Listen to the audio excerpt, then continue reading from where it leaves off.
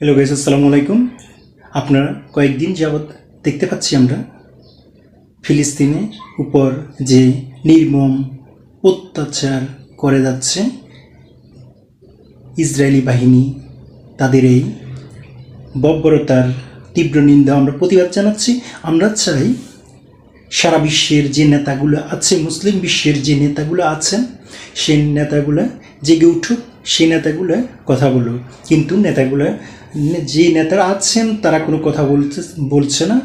সেজন্য আমরা চাই সারা বিশ্বকে দেখিয়ে দিতে, সারা বিশ্বের যে প্রাণপ্রিয় মুসলিম আমাদের ভাই বোনেরা আছেন, সবাই তীব্র, প্রতিটা দেশ থেকে প্রতিটা দেশের মানুষ যাতে তীব্র প্রতিবাদ জানায়, প্রতিবাদমুখী হয়, সেটাই আমরা আশাবাদ ব্যক্ত করি।